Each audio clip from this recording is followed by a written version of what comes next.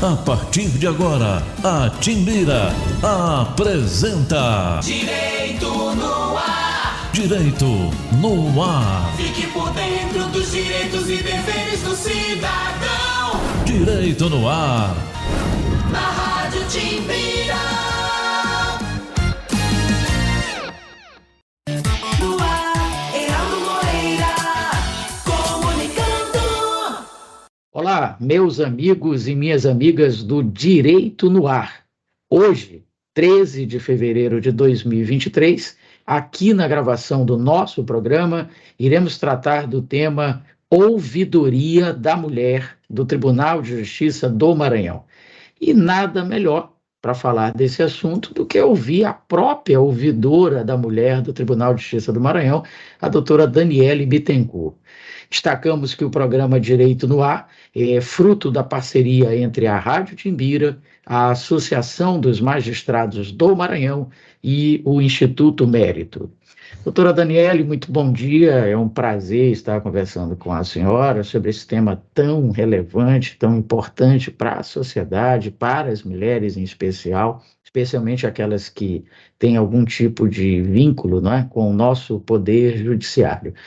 A gente agradece muito pela sua disponibilidade em conversar conosco e, tradicionalmente, aqui no programa, doutora, quando alguém participa pela primeira vez, a gente procura conhecer um pouquinho mais da pessoa do entrevistado antes de entrar propriamente no tema.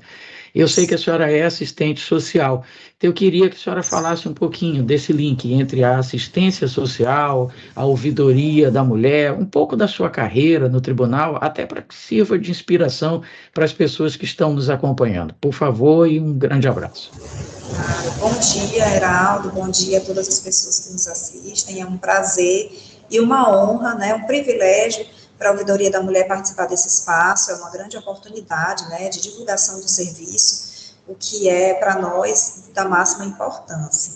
Bom, como você já falou, eu sou sim assistente social, formada aqui pela Universidade Federal do Maranhão, servidora do Tribunal de Justiça desde 2007, servidora efetiva, concursada, sou analista judiciária, e ao longo desses anos, acho que 16 anos, eu sempre atuei na seara da violência doméstica e familiar contra as mulheres. Toda a minha carreira foi nessa área, então eu já perpassei por todos os serviços que o tribunal dispõe, na área de prevenção, enfrentamento, né, e combate à violência doméstica e familiar contra as mulheres. A minha primeira lotação foi na Casa Abrigo, que é um serviço oferecido pelo Judiciário de acolhimento institucional a mulheres que correm risco iminente de morte por situação de violência doméstica e familiar. É um serviço sigiloso que acolhe essas mulheres e seus dependentes durante o tempo necessário para que ela tenha condições de segurança para voltar a viver uma vida livre de violência. Então, foi o meu primeiro setor, né, como assistente social, eu trabalhava no atendimento direto dessas mulheres, atendendo ali todas as suas demandas, né, um atendimento global. Essa casa tem uma equipe multidisciplinar e eu era uma das assistentes sociais. Lá eu trabalhei de 2 a 3 anos, salvo engano, e depois disso eu fui convidada a integrar a equipe da Vara Especial da Mulher, aqui de São Luís, até então Vara Única, né? Vara Especial da Mulher em Situação de Violência Doméstica e Familiar. Na verdade, é Vara Especial de Violência Doméstica e Familiar contra a Mulher.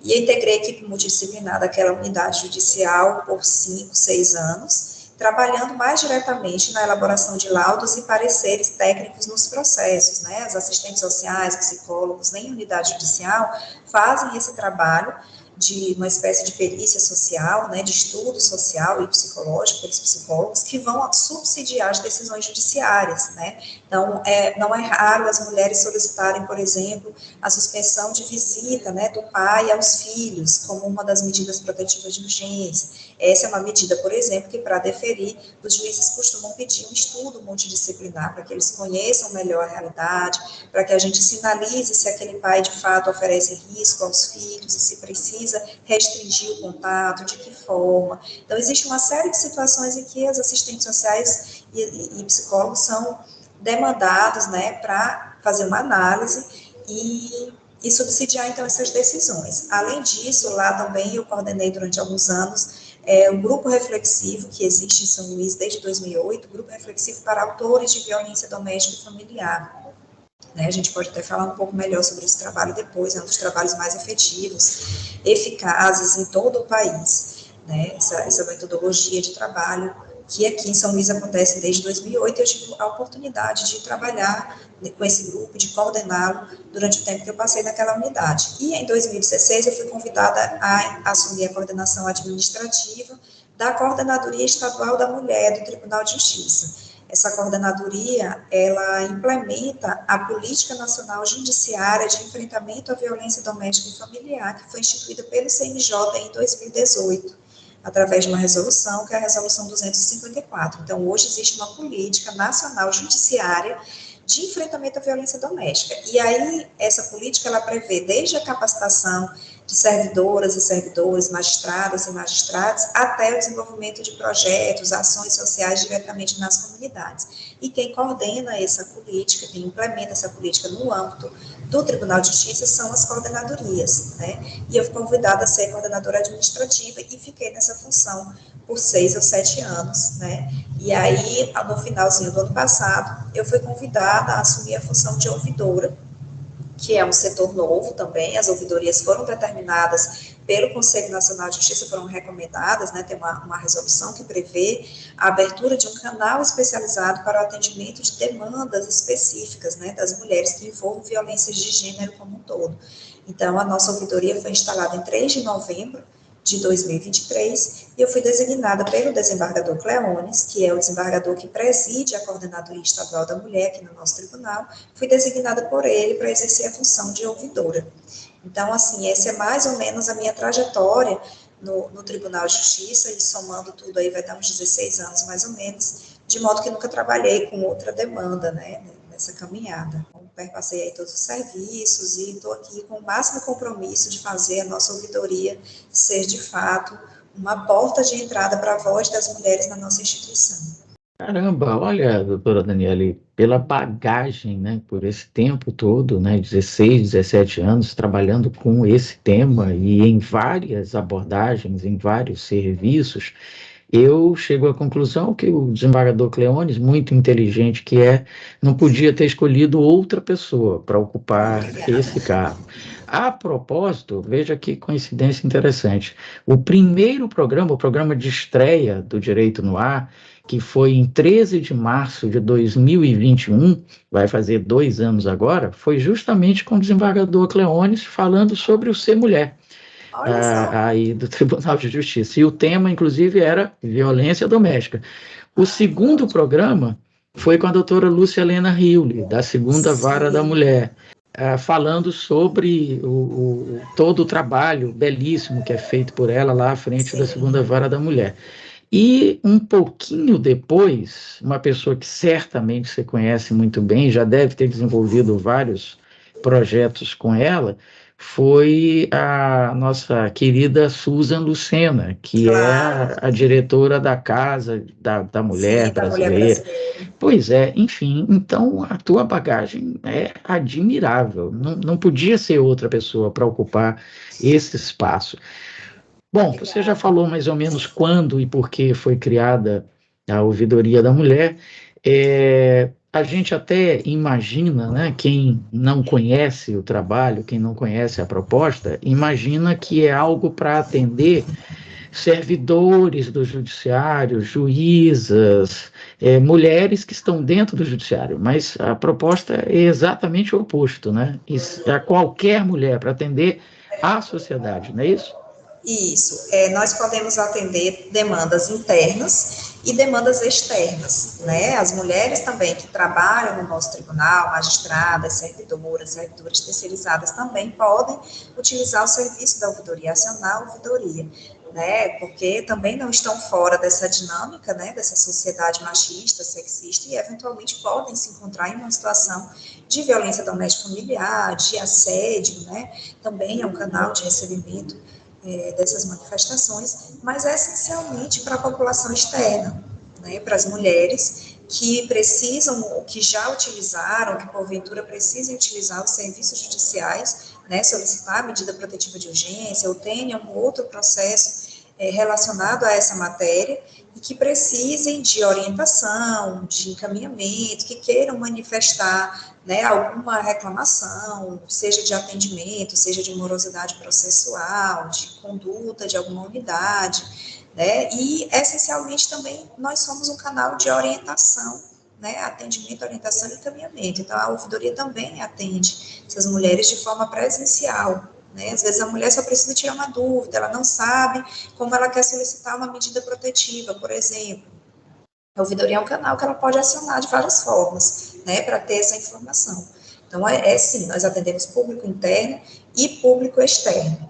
Agora, Heraldo, é importante a gente diferenciar uma coisa, não é um canal de denúncias, assim, de pedido de, eu quero pedir uma medida protetiva de urgência, eu vou pedir aqui na ouvidoria. Não, os canais de denúncia, eles permanecem os mesmos, os canais de atendimento direto dessa população permanecem os mesmos, os casos da mulher brasileira, aqui na região metropolitana, né, Delegacia Especial da Mulher, o requerimento de medida protetiva de urgência online, que está disponível no site do Tribunal de Justiça, ou presencialmente em alguma instituição que integra a rede, ou Defensoria Pública, Ministério Público, no caso, né, mas a ouvidoria, ela é a partir daquele momento que essa mulher ou já ingressou no sistema de justiça através de um processo e quer manifestar eventual reclamação, dúvida, sugestão, elogio, né, ou para aquela mulher que quer adentrar os serviços e não sabe como, né, e aí ela precisa dessas orientações. Maravilha. Bom, eu esqueci de falar que eu já entrevistei também o pessoal lá da Patrulha Maria da Penha. Sim, e aí, parceiras. Pois é, imagino. E aí me faz pensar o seguinte: a gente tem tantos mecanismos aqui no Maranhão para combater essa questão da violência contra a mulher, a Patrulha Maria da Penha, a Casa da Mulher Brasileira, a Ouvidoria da Mulher do Tribunal de Justiça, as varas especializadas, além, claro, da atuação normal da Polícia Civil, do Ministério Público, da Defensoria Pública, enfim, a gente poderia dizer, doutora Daniela, que em relação a outros estados, a gente tem uma estrutura de acolhimento dessas demandas melhor do que outros estados, ou a gente está no mesmo nível, ou precisa avançar mais? O que a senhora avalia? Não, sem dúvida, Heraldo, nós temos uma estrutura melhor do que muitos estados. Inclusive, a Casa da Mulher Brasileira, por exemplo, ela não está presente em todos os estados. Só isso já nos coloca em uma situação, assim, de melhor estrutura, né? Mas, assim, todos os serviços, em São Luís, no Maranhão, nós temos uma rede completa de atendimento às mulheres. É claro que ainda não trabalhamos nas condições ideais, porque a nossa demanda, ela é muito alta, né, para todos os serviços que integram a rede, delegacia especializada, promotoria especializada, vara especializada, defensoria especializada, ouvidoria, Patrulha Maria da Penha e demais órgãos da segurança pública, todos os serviços especializados, com servidores capacitados, preparados, mas o volume é muito alto, então temos sim, sem dúvida nenhuma, uma das redes mais estruturadas do país, né, inclusive aqui a Coordenadoria da Mulher do Tribunal de Justiça é também uma das mais bem estruturadas, assim como a nossa ouvidoria. Nós temos prédio, né, um prédio onde funciona somente a Coordenadoria da Mulher e a Ouvidoria da Mulher, com equipe multidisciplinar, equipe administrativa, carro específico do setor. Então, é toda uma estrutura para o atendimento dessas mulheres. Muitos estados ainda não têm, né, muitos serviços, a começar pela Casa da Mulher Brasileira. Né, salvo engano, hoje tem em Brasília, Campo Grande, São Luís e tinha Fortaleza, mas me parece que a de lá, não sei como é que está agora, teve uma época que foi desvirtuada assim a finalidade, parece que ia atender infância, não sei como é que está o serviço agora, mas é um serviço que foi diminuindo. E aqui no Maranhão nós já estamos aí em vias de instalar também a Casa da Mulher Maranhense, já funciona em Imperatriz, né, já está em vias de instalar em Caxias, São José de Ribamar também está nas tratativas, então nós temos sim uma rede bem estruturada em relação a muitos estados. Para isso, eu imagino que foi necessária a participação efetiva do Estado do Maranhão, não é? Propiciando todos esses meios e colaborando com as outras áreas, como o próprio Tribunal de Justiça. Poder Judiciário e Poder Executivo ali de mãos dadas.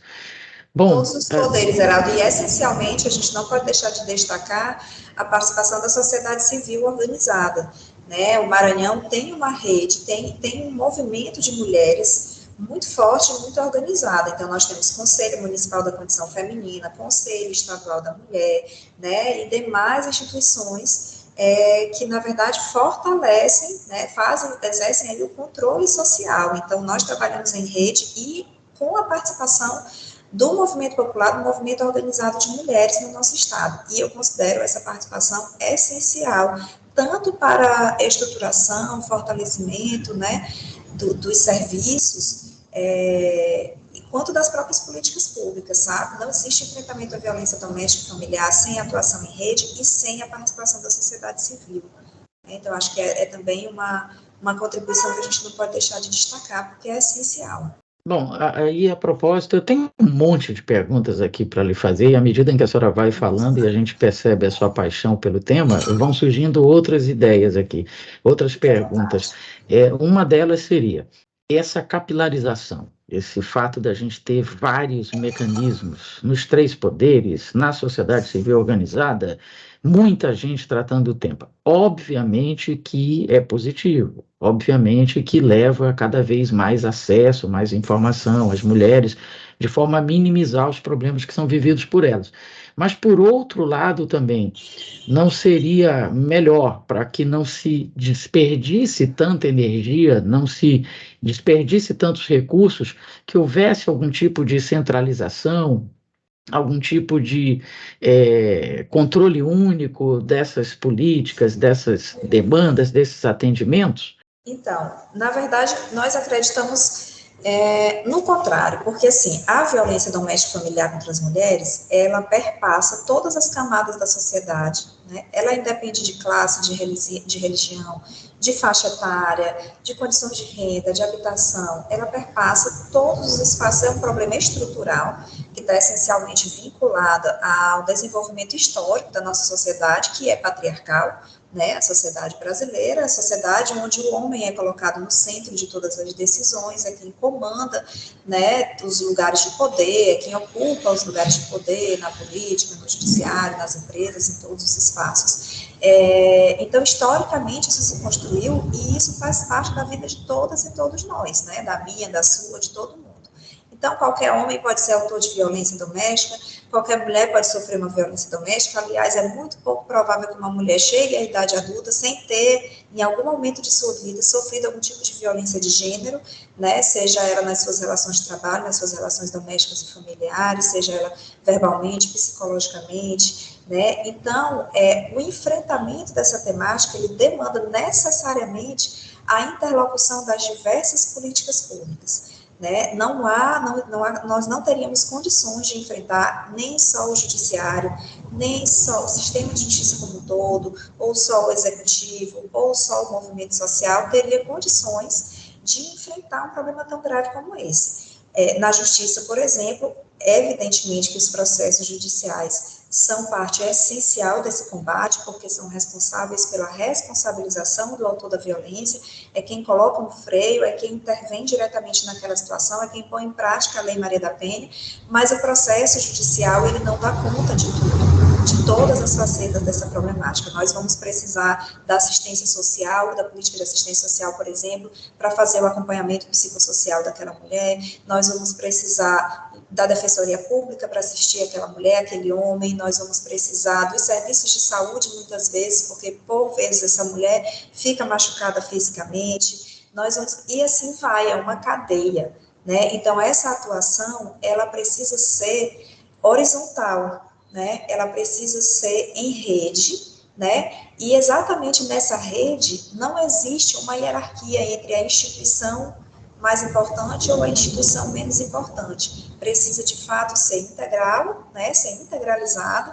até por conta de uma categoria que a gente tem estudado muito, que é a categoria da interseccionalidade, né? Nós precisamos atender a todas as mulheres em sua plenitude, então precisamos atender mulheres com deficiência, mulheres negras, mulheres indígenas, mulheres quilombolas, mulheres lésbicas, mulheres trans, e cada segmento, cada grupo desses, né, tem as suas necessidades específicas. Então, para isso, nós precisamos de políticas públicas também, né, direcionadas e de atenção especializada a essa população. As mulheres negras, por exemplo, elas sofrem a violência doméstica de forma mais severa e em maior escala. As mulheres que sofrem feminicídio, por exemplo, o Anuário Brasileiro da Segurança Pública apontou no seu último relatório que mais de 70% das mulheres vítimas de feminicídio são negras, né? A violência perpetrada por elas é mais severa. Aquele ideal de que que a mulher é frágil, que a mulher ela está ali desprotegida, numa condição de fragilidade, ele não paira sobre as mulheres negras. As mulheres negras na nossa sociedade são vistas como mulheres fortes, as mulheres que aguentam o serviço pesado, né, as mulheres que fazem o serviço doméstico, carregam peso. Então, até a violência que incide sobre esses corpos, ela é mais severa. Né? Então, precisa de olhares múltiplos e especializados para a gente enfrentar uma problemática tão grave e tão complexa. Um único comando, uma única estrutura, não seria eficaz, né? Até porque a necessidade de todos esses órgãos e políticas, ela é igual, né? Nós precisamos da justiça, nós precisamos da segurança pública, nós precisamos do serviço de saúde. Sem uma dessas peças, o trabalho dos outros não vai ser tão efetivo e tão eficaz. Então, aqui no Maranhão, nós trabalhamos em rede, existe em São Luís a Rede Amiga da Mulher, e nas comarcas do interior do estado, as suas redes também de proteção às mulheres, e é com essa rede que a gente consegue aí dando conta desse problema tão grave e tão presente na nossa sociedade, infelizmente. Né? Estou convencido da necessidade de que haja uma horizontalidade. Mas vou insistir nesse tema. Essa horizontalidade, essa capilaridade, esse monte de mecanismos, que eu acho que são necessários, sim, eles não podem também gerar, às vezes, um conflito de atribuições, porque a senhora falou agora, por exemplo, do atendimento a mulheres negras, lésbicas, trans, e eu lembrei aqui que nós já entrevistamos também o Dr. Marco Adriano, que é o presidente do Comitê de Diversidade do TJ. Eu sei que o Tribunal de Justiça tem também um setor de ouvidoria geral, não Sim. só específico, que é a ouvidoria da mulher. Então, às vezes não acontece isso, de conflitos de atribuições, vários setores fazendo a mesma coisa, e isso não gera um desperdício de tempo, de energia, de recursos? Entendo a pergunta. Então, na verdade, assim, o atendimento às mulheres em situação de violência doméstica familiar hoje, ele precisa ser um atendimento especializado.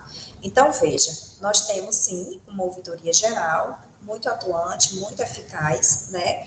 Mas uma demanda de uma mulher que sofre violência doméstica, ela é distinta da demanda de um cidadão que está ali, por exemplo, fazendo uma reclamação de morosidade relativa a um processo de natureza civil,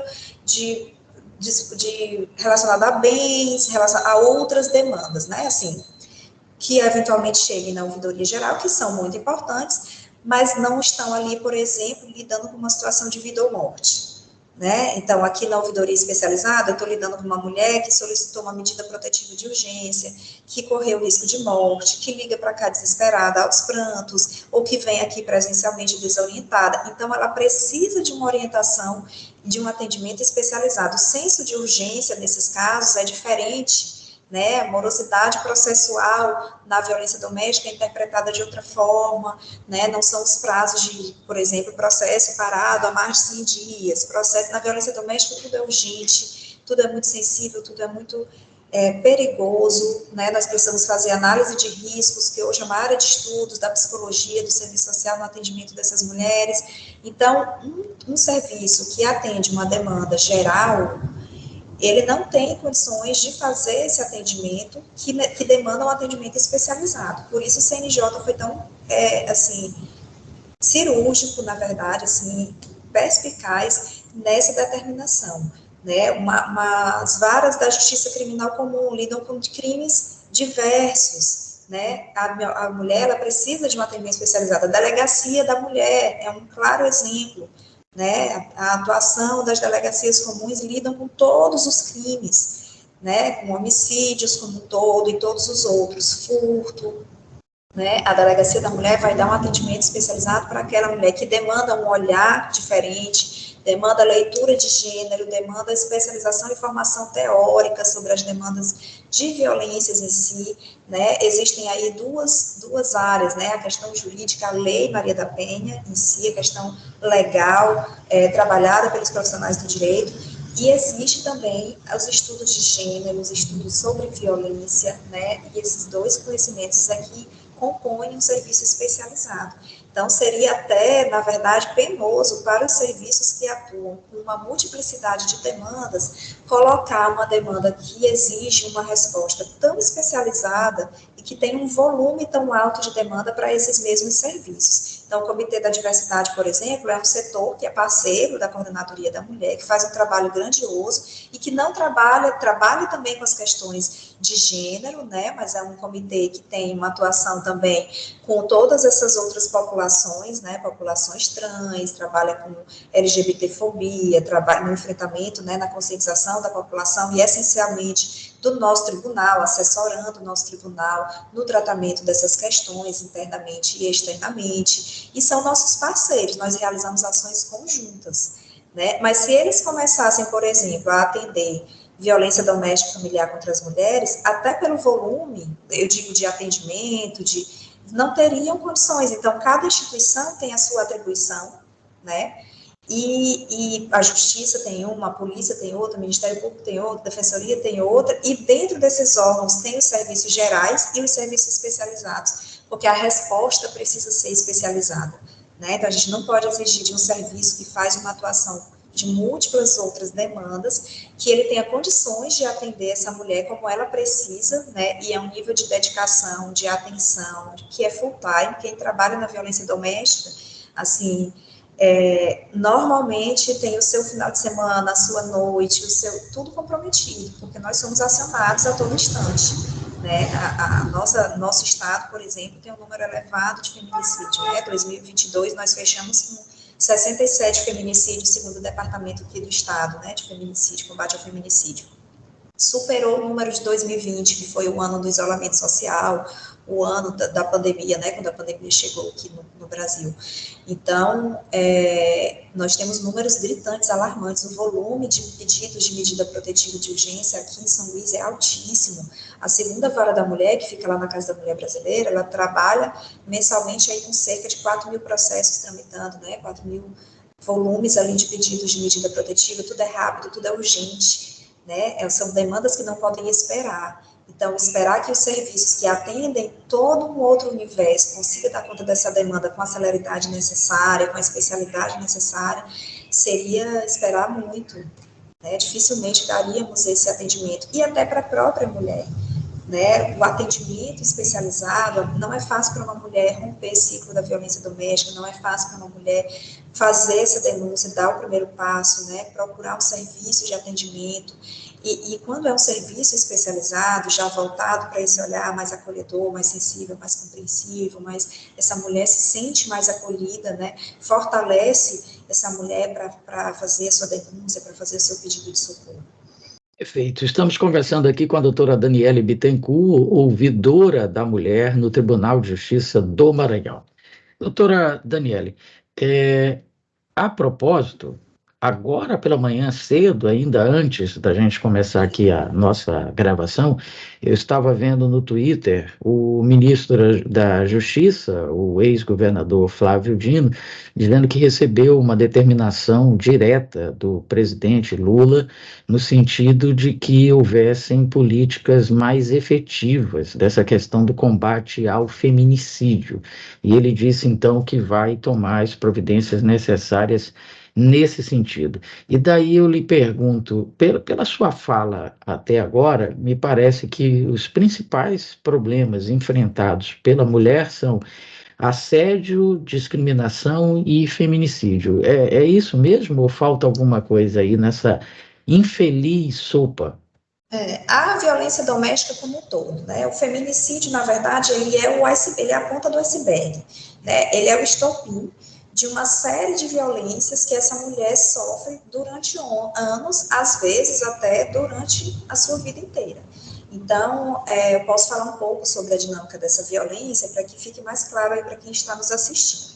Quando nós nos deparamos, por exemplo, com uma notícia no jornal de alguém que sofreu uma violência, normalmente alguém famoso, que causa uma grande comoção, né, na sociedade, assim, um impacto muito grande, né, nós tivemos há anos atrás a notícia da Luísa Brunet, por exemplo, que apareceu com 4 costelas quebradas, depois um caso de um cantor sertanejo que agrediu uma mulher gestante, e assim tantos outros que foram aparecendo.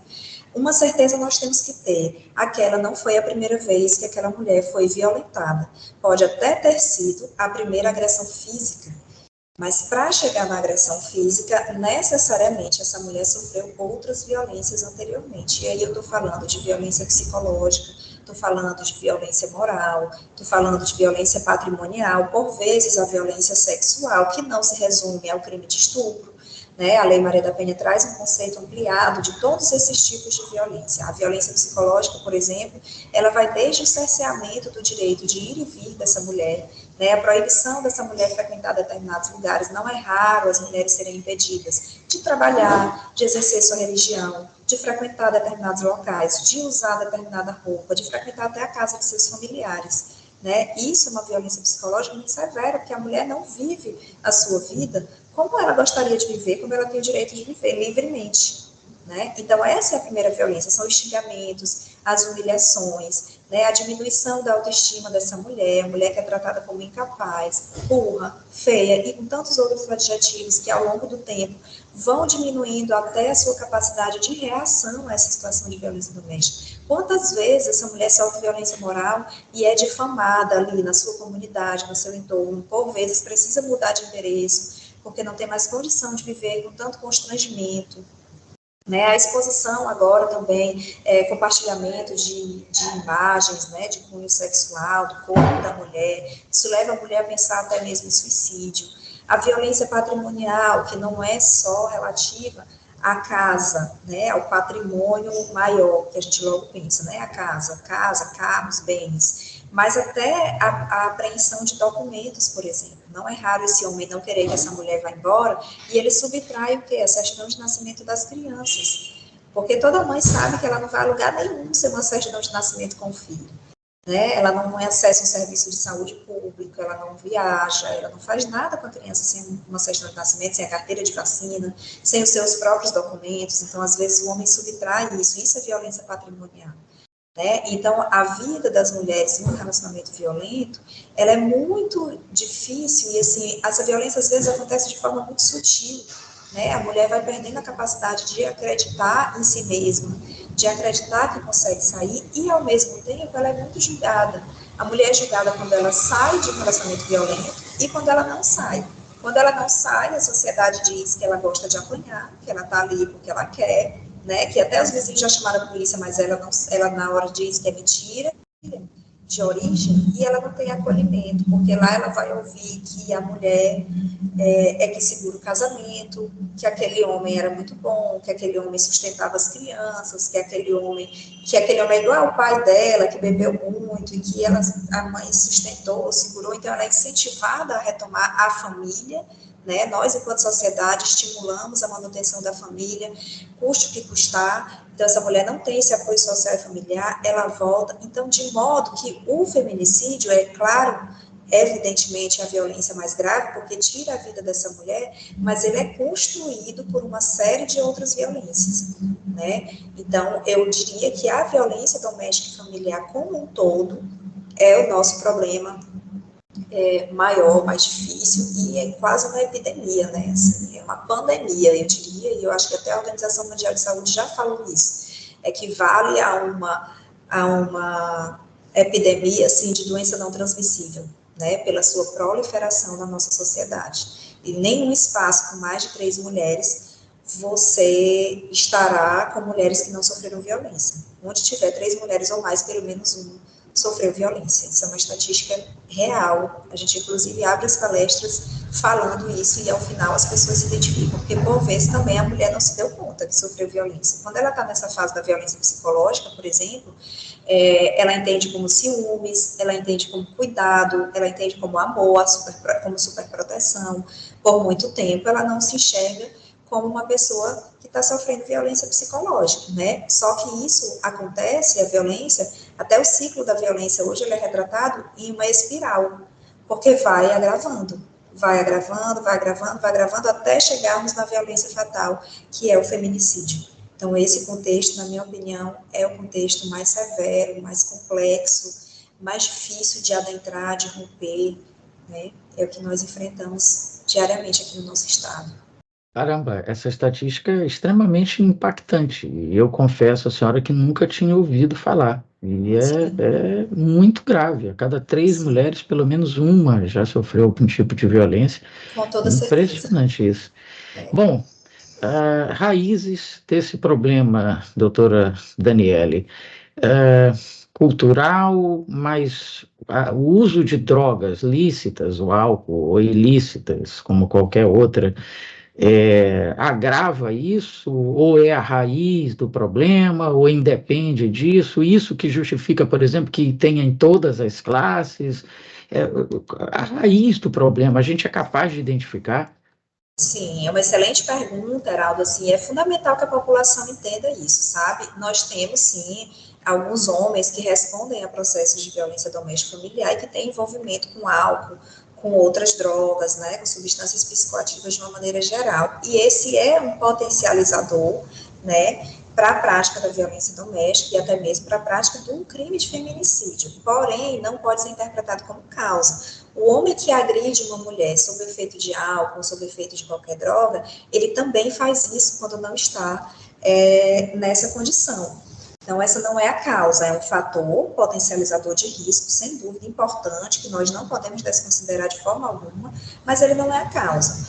A causa é única e exclusivamente essa sociedade que se estabeleceu de maneira desigual nas relações sociais entre homens e mulheres, onde os homens exercem o poder e as mulheres ocupam um lugar de submissão. Historicamente, nós fazemos isso e fazemos no nosso dia a dia, todos nós.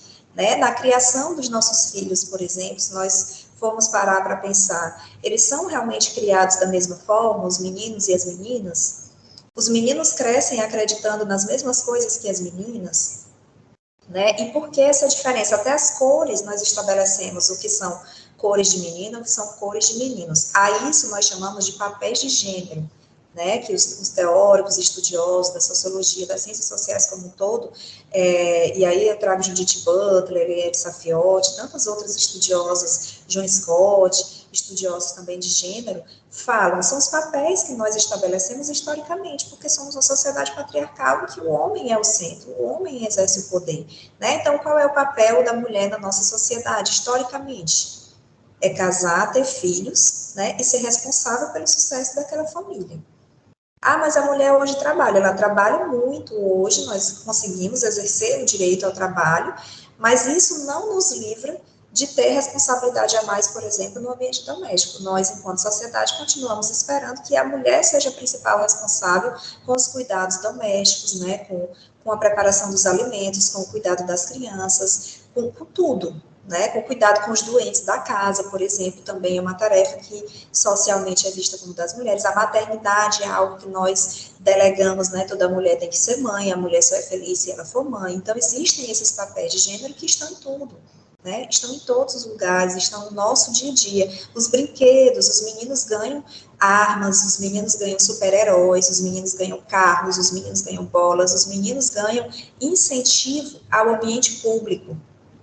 Desde os brinquedos. As meninas ganham panelinha, as meninas ganham fogão, as meninas ganham tudo cor-de-rosa, porque o rosa é uma cor que ela é vinculada à sensibilidade, à doçura, à fragilidade. Então, as mulheres crescem acreditando que o seu lugar é o ambiente privado e que até quando ela sair para trabalhar, se ela conseguir exercer esse direito, ela vai continuar com essa carga maior em casa. É isso que é esperado dela. Né? Eu digo assim, se uma mãe ela vai visitar um filho que é casado, se ela chegar lá e o filho estiver fazendo a comida e a esposa estiver sentada assistindo televisão, dificilmente ela não vai se sentir incomodada com essa situação. E isso é cultural, isso é social, isso é histórico, né? Mas é isso, é esse estabelecimento do homem em uma posição de poder em relação às mulheres. Então, nós precisamos, para começar a enfrentar esse problema, ter um cuidado desde a educação dos nossos filhos, né? Educá-los com base em relações iguais. Todos são ninguém igual a ninguém. Isso não quer dizer que eles precisem exercer papéis desiguais, né, em que haja uma superioridade de um em relação ao outro.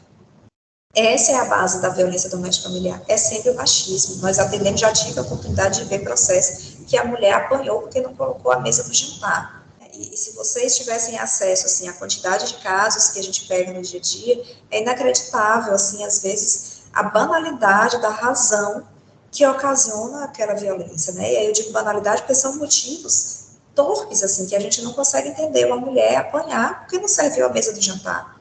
Né? Você ouvir de um homem numa sala de audiência que ele não entende porque ele está ali, porque ele está batendo na mulher dele, não é na mulher de mais ninguém.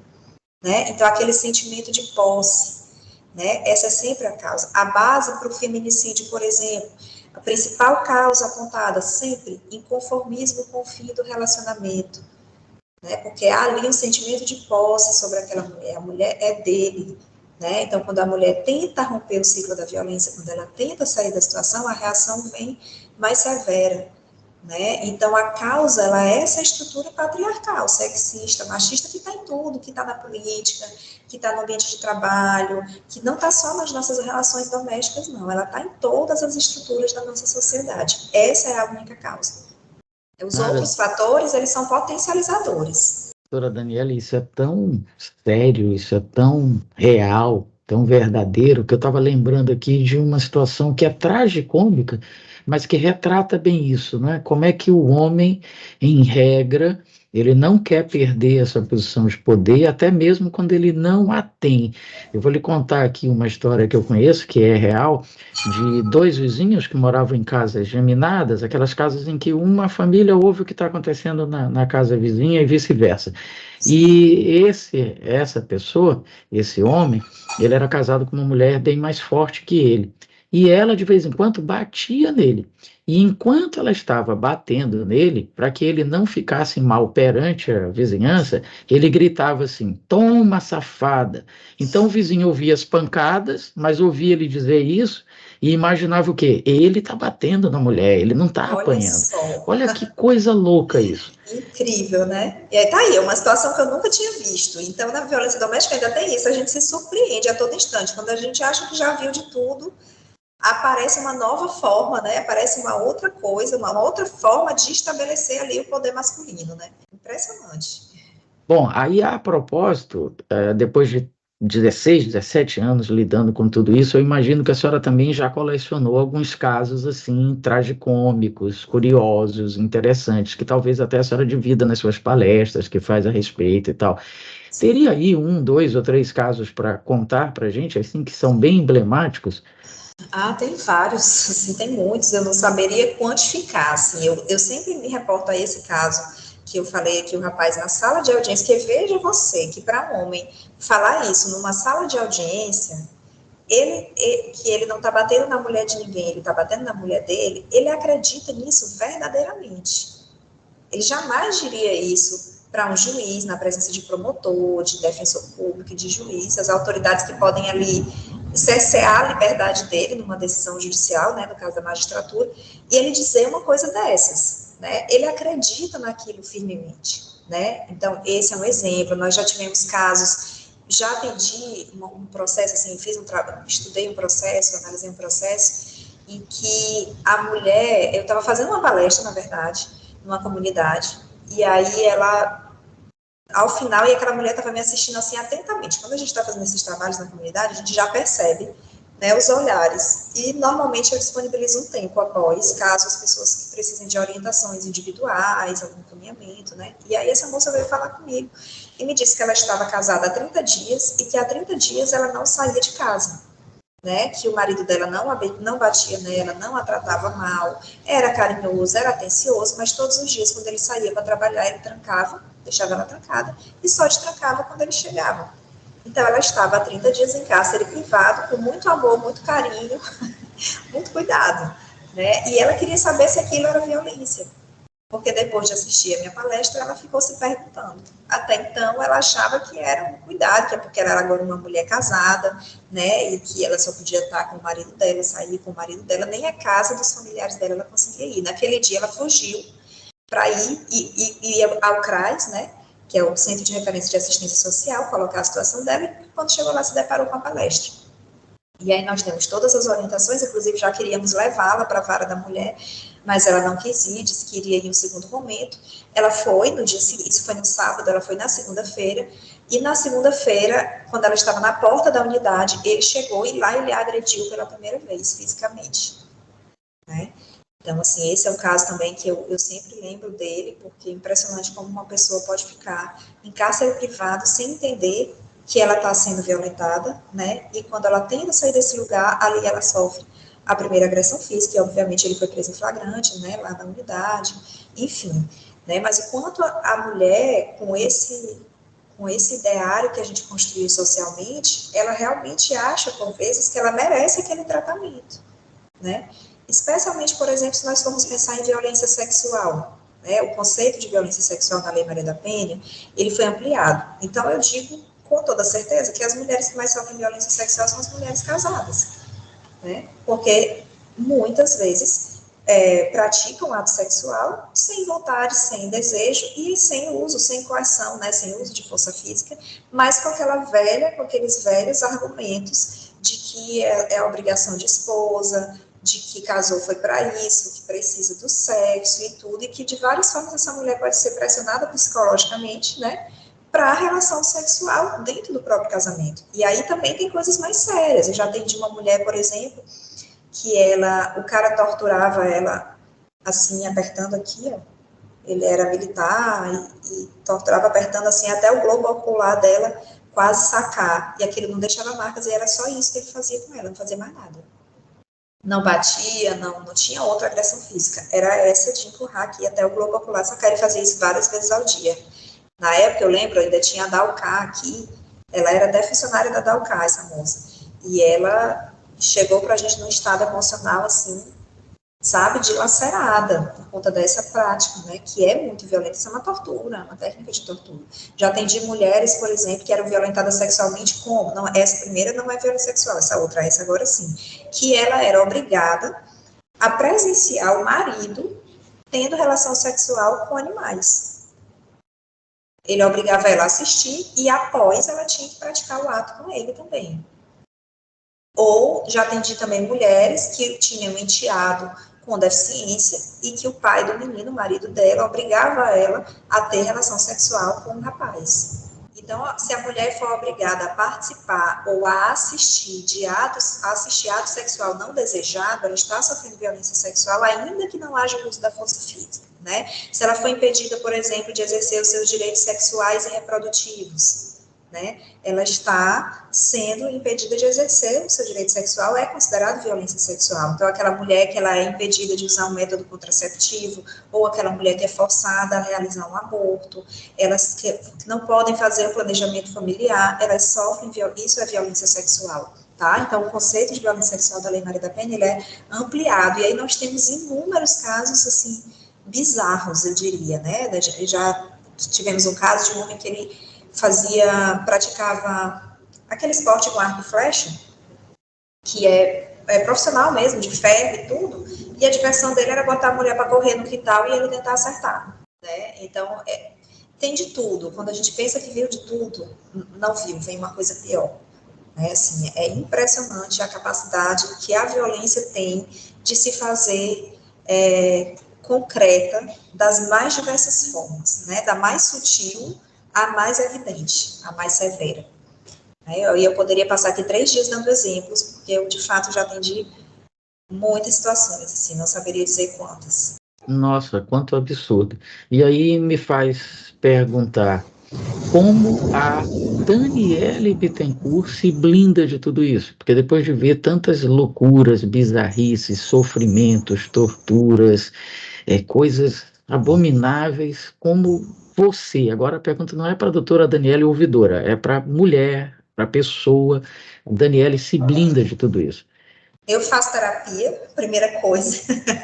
Todos os profissionais que trabalham com violência, todos os profissionais que trabalham com violência e que não queiram adoecer, né, devem fazer. Eu faço há muitos anos e às vezes paro, né, e aí você volta, porque não é raro os profissionais dessa área adoecerem mesmo, né, de problemas de saúde mental, depressão, ansiedade, né, especialmente quando você está numa unidade judicial, que você tem a responsabilidade ali pela vida daquelas mulheres muitas vezes, né, você ir para casa pensando nos processos que você não conseguiu dar andamento pelo volume naquele dia, se você deixa um processo na sua caixa, né, antigamente quando era o processo físico era o processo na caixa, tipo, eu tinha 30 processos para fazer laudo, parecer, e o juiz lá me esperando para dar a decisão dele. Imagina a pressão, né? Então, o processo na caixa é uma noite sem dormir. Então, se você fica nisso, né, sem um acompanhamento terapêutico, sem se cuidar, você não vai conseguir, você vai adoecer. Ou, se você se trancar, né, e tentar ser o mais insensível possível em relação a isso, você vai fracassar na sua missão de atender aquela mulher como ela merece. Eu considero o acompanhamento terapêutico, assim, essencial. Hoje, com muitos anos de experiência, isso para mim é muito mais fácil. Né? Até porque passei algum tempo em unidade administrativa, como é o caso da coordenadoria, né? Sem fazer esse atendimento direto, o que voltei a fazer agora na ouvidoria, né? Para essas primeiras orientações e encaminhamentos. Então, o período do trabalho administrativo também dá uma oxigenada, é importante, né? A gente conseguir migrar um pouco dentro dos serviços, né? Tem muita gente que muda de área, eu acho que eu não conheço, eu acho que eu sou a única servidora que, aqui no tribunal que fez esse caminho de passar por todos os serviços e ao longo desses anos na mesma área, né? Assim, mas isso dá uma oxigenada quando você sai de um serviço para o outro, né? Mas para mim é essencial o acompanhamento terapêutico. Acho importante, assim, para não adoecer mesmo. E para não levar tudo para a sua vida pessoal. Porque como mulher a gente se identifica, né, com a mulher que a gente está atendendo, a gente se coloca no lugar, a gente começa às vezes, se a pessoa não tiver esse discernimento, até a levar essa situação para a sua vida, né, assim, começar a imaginar aquilo na sua vida, e tem muitas formas de adoecer trabalhando nessa área, ou embrutecer, como eu digo, né, que tem gente que se protege se fechando, né, e aí é ruim porque compromete o atendimento, né? É um meio termo difícil que a gente precisa encontrar aí, com muita experiência em terapia dá certo. Realmente não é fácil, eu imagino. Bom, estamos caminhando para o final da nossa entrevista, infelizmente, porque a Uma hora conversa, já? pois é, extremamente Passou. agradável, passou assim, voando. Então, eu gostaria só, doutora Daniela, que a senhora dissesse à população como acessar a ouvidoria da mulher, do Tribunal de Justiça, como levar, por exemplo, acho que isso é muito importante, levar essas palestras, esses esclarecimentos para a sua comunidade. Eu acho que Claro, talvez seja até mais importante, ao invés da gente dizer como chegar até a ouvidoria, como a ouvidoria chegar até essas pessoas. claro, claro. Bom, vamos lá. A ouvidoria, ela pode ser acionada de diversas formas. Através de WhatsApp, né? Nós temos um número, é o 98506-8033, tá? Esse é o número de WhatsApp da ouvidoria, eu vou repetir, é 98506-8033. Nós temos um telefone fixo, que é o 3198-4770. Nós atendemos também através do e-mail, que é ouvidoriadaMulher@tjma.jus, de justiça, jus.br. Então, ouvidoriadaMulher@tjma.jus.br. Além disso, no nosso site do tribunal, que é www.tjma.jus.br, tem uma página de ouvidorias, lá no destaque, na página principal, você vai lá, ouvidorias, entre em ouvidoria da mulher, e tem também o formulário eletrônico, onde a mulher, a advogada, a pessoa que estiver com ela orientando, pode entrar e preencher esse formulário cai direto aqui para mim na ouvidoria, e a gente vai então dar andamento nessa demanda. Lá ela vai registrar manifestação de, ela pode pedir informações também através desse formulário, ela pode registrar um elogio, ela pode se manifestar de toda forma, tem um campo lá aberto para ela fazer o relato dela após preencher os dados principais. E também existe um balcão virtual, né? A ouvidoria, para a gente fazer um atendimento sim, como nós estamos fazendo essa entrevista, por vídeo. Então, a mulher que não quer vir até aqui, que ela quer uma orientação, mas ela também não quer só por telefone, quer ver a pessoa, quer ser atendida, nós temos um balcão virtual. Na página da Ouvidoria da Mulher, ao final da primeira página, tem todos esses canais, né? O formulário eletrônico, o e-mail, o telefone e o balcão virtual. Quando ela clica no balcão virtual, vai ter sempre alguém da ouvidoria lá para atendê-la, orientá-la. E para a gente ir para a comunidade é simples, é só solicitar. Então, pode ser solicitado através do e-mail, pode ser solicitado através do telefone, por qualquer um desses canais. E aí a pessoa solicita, informa para a gente qual é a comunidade, qual é a instituição, pode ser qualquer instituição, pública, privada, organização da sociedade civil, igreja, qualquer espaço que a gente possa ir conversar, até porque para a ouvidoria é muito importante difundir informação e também ouvir a população, né? Ouvir essas mulheres. Nós somos, sobretudo, um canal de acesso à informação e que busca o aprimoramento da prestação de serviços judiciais na seara da violência doméstica e familiar a partir da percepção dessa população, né? Então, as falhas que nós temos, o que essa população enxerga que o judiciário precisa melhorar, precisa chegar para a ouvidoria para que a gente consiga trabalhar nessa perspectiva, né, de junto à administração superior implementar medidas que contribuam para o aprimoramento da prestação jurisdicional especializada. Então, são esses os nossos canais, estão todos disponíveis no site do Tribunal de Justiça do Maranhão. Doutora Daniele Bittencourt, muito grato pela sua disponibilidade. Foi uma conversa extremamente rica, elucidativa, informativa. Espero que alcance muita gente, porque certamente isso vai melhorar a qualidade de vida de muitas pessoas a partir do momento que elas percebam todos esses esclarecimentos que a senhora deu. Muito grato. Fica o espaço agora só para suas considerações finais. Bom, Heraldo, eu que agradeço para nós aqui da Ouvidoria, do Tribunal de Justiça, essa relação com a imprensa, com a comunicação, né, seja através de rádio, TV, jornais, né, para nós é muito importante, né, é o principal veículo, assim, de difundir essas informações com uma capilaridade muito grande, então, para nós é sempre uma oportunidade. Então, eu que agradeço também a todas as pessoas que nos assistem, né, que tenham essa possibilidade, e coloco mais uma vez a Ouvidoria da Mulher do Tribunal de Justiça à disposição, né, do programa, da rádio e de todos os demais meios de comunicação. Para nós é um ganho, né, essa relação com vocês e poder ter esse espaço para a divulgação do nosso serviço. Maravilha! Conversamos com a doutora Daniele Bittencourt, ouvidora da mulher no Tribunal de Justiça do Maranhão. E o tema, claro, foi sobre a ouvidoria da mulher. Agora, a gente anuncia que estaremos de volta semana que vem com o seu Direito no Ar. Até lá e um forte abraço. Você acabou de acompanhar mais uma atração da Timbira AM. Direito no ar. A primeira do Maranhão. Timbira.